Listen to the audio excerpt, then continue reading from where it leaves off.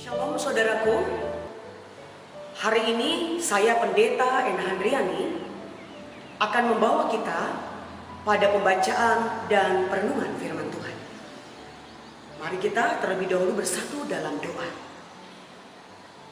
Ya Tuhan Yesus, karuniakanlah hikmat dan pengertian bagi kami, agar kami dimampukan menghayati dan memahami firman-Mu dengan baik.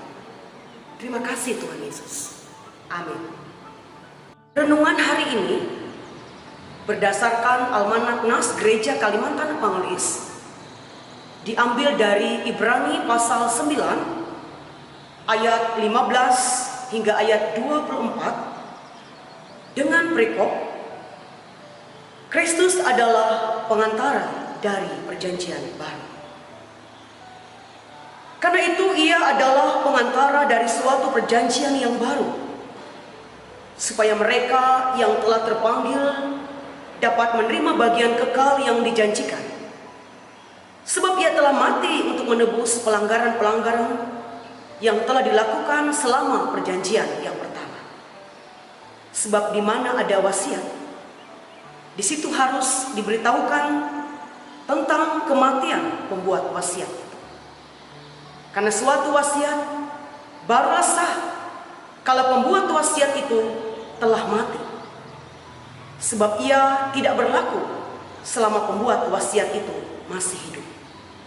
Itulah sebabnya maka perjanjian yang pertama tidak disahkan tanpa darah.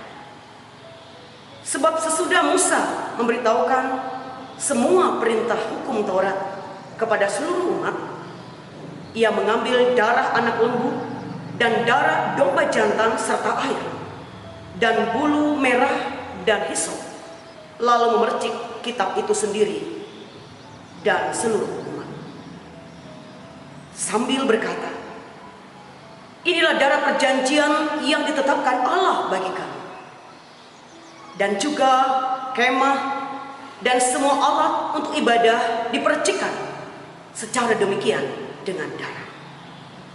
Dan hampir segala sesuatu disucikan menurut hukum Taurat dengan darah. Dan tanpa penumpahan darah tidak ada pengampunan. Jadi segala sesuatu yang melambangkan apa yang ada di surga harus ditahirkan secara demikian. Tapi benda-benda surgawi sendiri oleh persembahan-persembahan yang lebih baik daripada itu. Sebab Kristus bukan masuk ke dalam tempat kudus buatan tangan manusia, yang hanya merupakan gambaran saja dari yang sebenarnya, tetapi ke dalam surga sendiri untuk menghadap hadirat Allah guna kepentingan kita. Amin.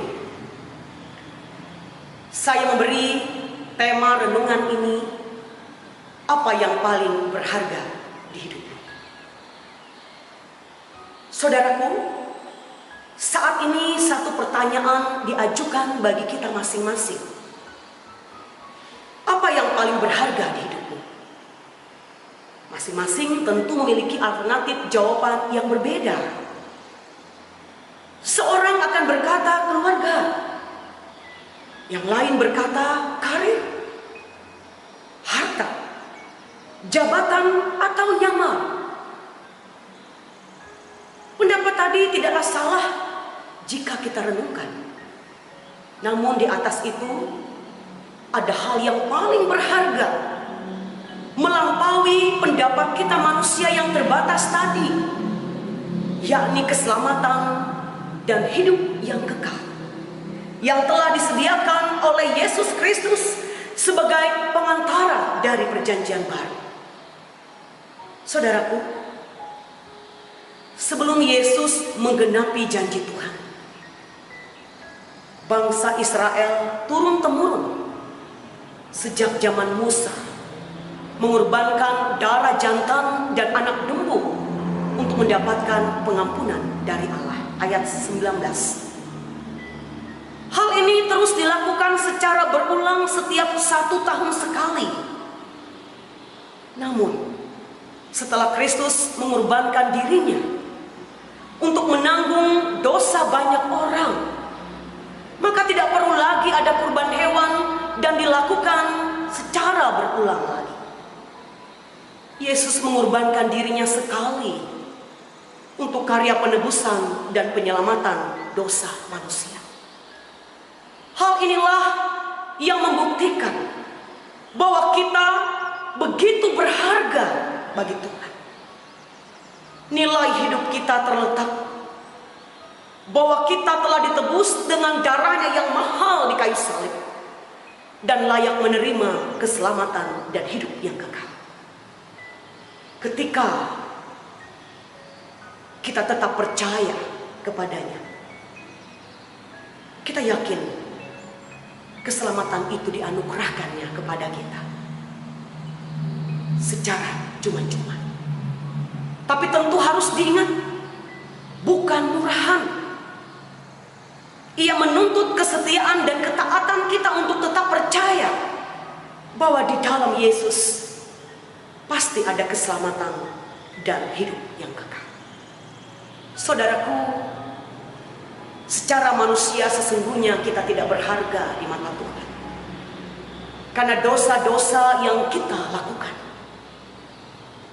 Namun saat kita mau datang kepadanya dengan kerendahan hati, mengaku segala kesalahan dosa dan hidup bertobat, kita percaya Kristus akan menganugerahkan pengampunan dan berkat bagi kita. Kita adalah milik dan kepunyaan Tuhan yang paling berharga dari apapun yang ada di dalam dunia ini. Karena kita adalah gambar Tuhan yang paling sempurna, yang diberikan kepercayaan untuk berkarya secara bijak dan bersikap takut akan Tuhan. Kita juga sepatutnya bersyukur meski di tengah kesukaran karena dampak pandemi COVID-19 ini, Tuhan tetap berbelas kasih kepada kita. Ada banyak kebaikan dan kemurahan yang dianugerahkannya buat kita. Kemampuan untuk kuat, baik secara imun dan juga tetap kuat secara iman meski di tengah kesukaran. Oleh sebab itu, saudaraku,